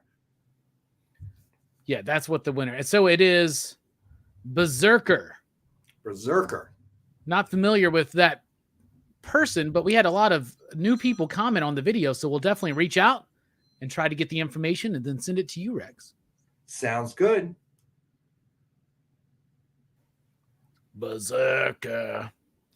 Do you know there was a Clerks animated series that ABC bought from Kevin Smith, and they only ever aired 2 episodes, and they aired them out of order, so it didn't make sense. But I have, of course, the complete collection of all 6 episodes. One of those episodes is about Randall, who is really good at this game in which you build like pyramids, right? And so then it goes into a Last Starfighter type thing where he gets recruited and he gets excited, but he just gets recruited to go and move heavy bricks around and build pyramids. That actually is pretty funny. That is actually pretty funny. Yeah, I mean, it's so funny how movies mark the time period that they're made in, you know, and it really didn't dawn on me the difficulty you would have with Last Starfighter. I think it would be really cool in terms of what you can do today in special effects. So that's a good point, Ron. But you really, that screenplay is going to have to really deal with the change of times. And in order for it to be, I think it was kind of a sleeper movie. I don't think anybody expected it to be as popular as it was. Maybe they did. I don't know. But it didn't have any significant stars in it. Not really. I wouldn't call them A-listers at that point in time in their careers. Yeah. But, you know, it really stuck. I mean, I remember watching the movie multiple times. I just thought it was great. You know what I just found out for the first time ever? What's that? Do you know I just found out for the first time ever? Do you know who directed The Last Starfighter? Who? Nick Castle. Nick Castle is the guy who played the Shape in Halloween. He's like one of the most famous Michael Myers performers. I did not know that. I had no idea. I did not know. He also helped John Carpenter with some of the music in like Big Trouble in Little China and that silly music video. I don't know if you remember. Yeah, that was an odd sleeper too, that movie. In Little China. He's the guy screaming Little China, I think. That was an odd sleeper movie as well, don't you think? Well, I love that movie, but I enjoyed it as well, but it was just odd that, you know, you look at that. I mean, you look at that screenplay or that script and you're thinking, well, how does this make any sense? Yeah, loosely based on the idea for the sequel to Buckaroo Banzai, which was Buckaroo Banzai Against the World Crime League, which they did eventually. Now Dark Horse released a novel of it, like an actual prose novel. So that's cool. I got it. I haven't watched it yet. But Big Trouble in Little China, that's a great movie. Of course, I'm a mark for John Carpenter. I like pretty much almost all of his films. There's a few I don't really like, but I still watch them. Right. Things like Vampires and Ghosts of Mars and The Ward. But Big Trouble is one of the best. I love that movie because so the character was it Jack Burton, right?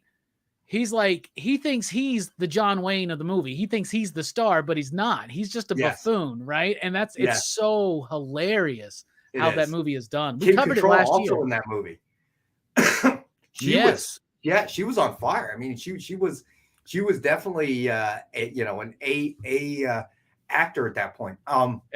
62 Lefty says, Rex, they already redid it. It's called Ready Player One. I saw that movie. That's not even close, bro.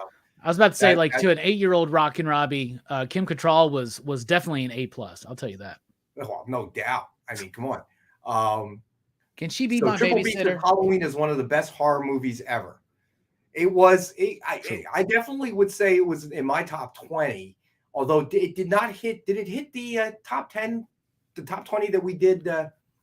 It was on the top. It was on the top 10. I'm pretty sure because it should be.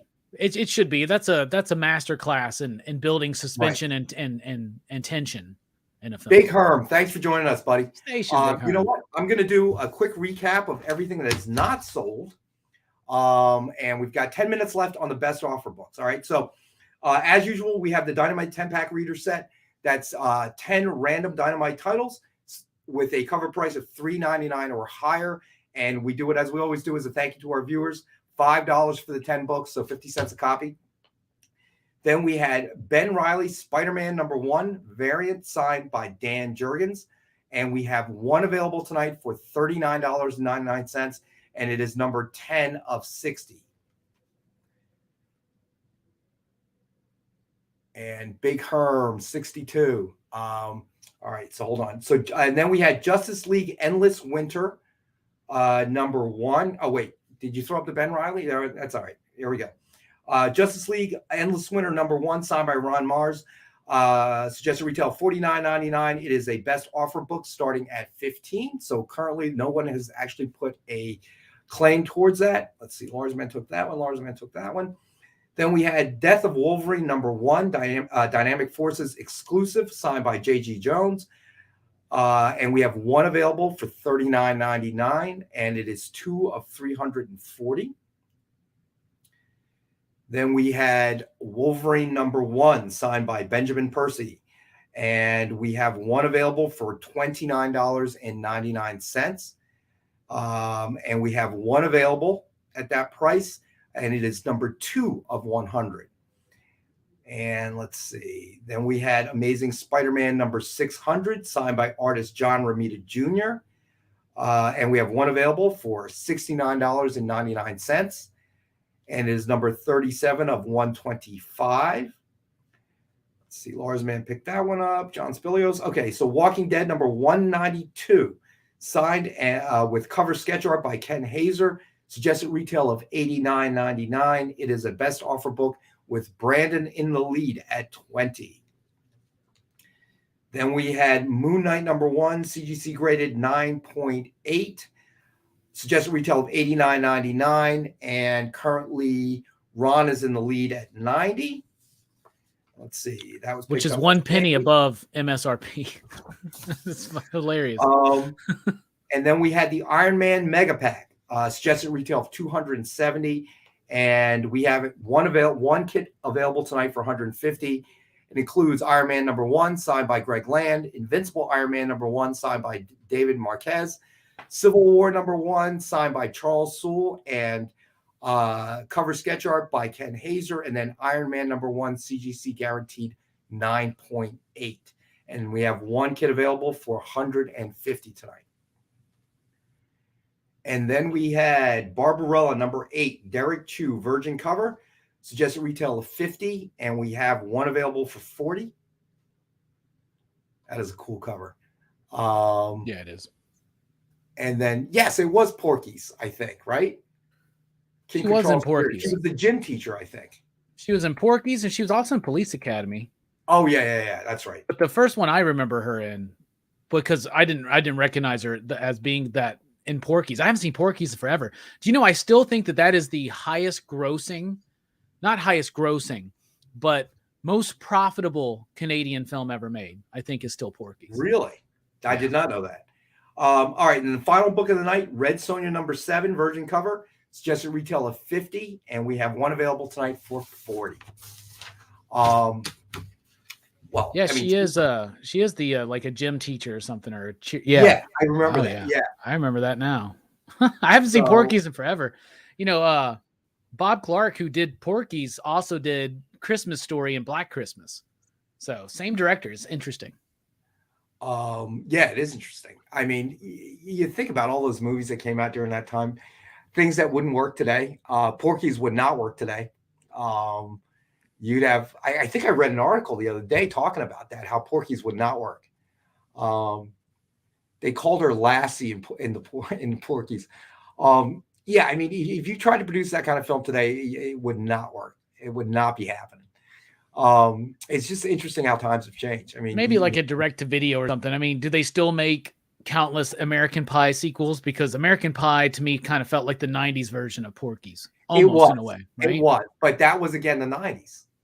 But it took a long time to get to that point too, because you remember like how clean movies had gotten from like sexual humor and stuff like that. Yes. And so American Pie, I remember being like, finally, it's one of these movies that I used to watch, you know, growing up, like Porky's. Those were the Porky's and Revenge of the Nerds and all those other, like, for lack of a better term.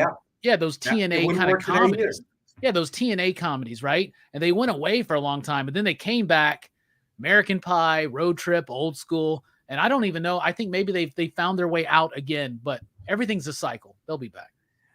I don't know, man. I don't know. I like sex. I like a good sex comedy. Significantly. Things have definitely changed significantly, and maybe that's why there's a preponderance of studios that lean towards the superhero films in a way. The Hangover 2. That's a good point, Lars, man. That is actually a good point. So yeah, maybe you're right. I don't know. I mean, I do enjoy the MCU. I enjoy the DC universe, but sometimes you want to look for something different, and if you kind of feel like the selection out there is kind of limited for something that doesn't deal with that or isn't some sort of action or even action comedies, so to speak. So we'll kind of see what happens as the future goes on. But tonight you are reviewing, just for anybody that joined us later, on Robbie's channel, Pop Culture Philosophers, his YouTube channel. They do a market stuff like Borat. He does a movie review show every Monday night. So what is tonight's movie again? Tonight's movie is the very first directorial film from Dario Argento, The Bird with the Crystal Plumage, an Italian horror giallo classic. I'm thinking you need to do Battle Beyond the Stars, though, bro. I mean, that has been considered. So there's a really nice steelbook Blu-ray of it that I need an excuse to buy. So that would be a good excuse. That's your excuse. There you go. Ron says the low-budget film, The Kentucky Fried Movie, could never be made today. That's probably true. I would tend to agree with that as well. Times change. It's so funny how quickly time passes. JD says not true. Stuff like that just shows up on YouTube now. Pretty much. Yep. Yeah. Pretty much. We've gone beyond the indie film.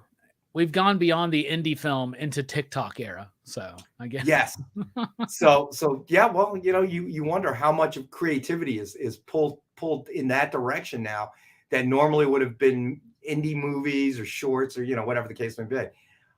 You're pulling a lot of that creative talent into places like TikTok, social media, that kind of thing, YouTube, if you will. So all right, so we're getting it down. All right, so Lars Man is at 25 on The Walking Dead. Gotcha, buddy. Okay, Lars Man's at 25. All right, so about 30 seconds left. Don't forget there is a delay, and keep that in mind. Nothing we can do about the delay as much as we try. Yeah. But what's coming on next week for your movie review? For the movie review next week? Yeah. So we're in the middle of March Madness. We like to, we love horror films and murder films and stuff like that, right? So it's an excuse to have a month out of the year aside from the 2 months that we do for Horror Fest and do like movies that are kind of about serial killers or madness or mad science, things like that. And so we're wrapping up with another slasher classic themed around a holiday with April Fool's Day. So tonight is Bird with Crystal Plumage, and next week is 1986's April Fool's Day. Just in time, so you can watch it right before April Fool's Day. So very cool. And what time does the show start? It's 8 p.m. Central Time, 9 p.m. Eastern on Pop Culture Philosophers. 9 p.m. Eastern. So check it out if you have time. Robbie's content's always fantastic. And his reviews and his controversial issues we hit on Fridays. So I can't wait for you to email me what this Friday's topic is. So far, you've been doing pretty good. Yeah, certainly better than Dak Prescott behind center. Damn. or Russell Westbrook's jump shot. But yeah, definitely tune into Robbie's channel. Check us out on Fridays. Always a great topic he comes up with. And we always tend to run out of time. But keep in mind, we'll be back on Wednesday with AR Comics. And hopefully John will be back on Wednesday for Comic Collectables, 6 to 8 p.m. Eastern.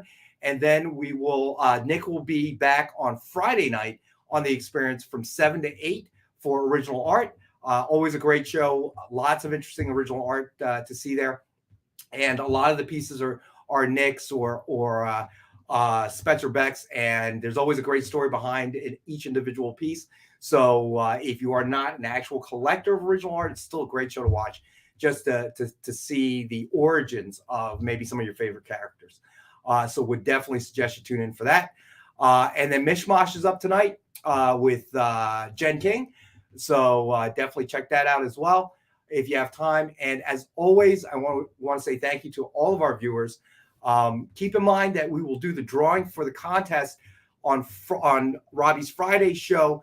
If you have contributed something into tonight's chat, you will be automatically entered in for the drawing. And don't know what we're giving away on Friday because I haven't picked it yet.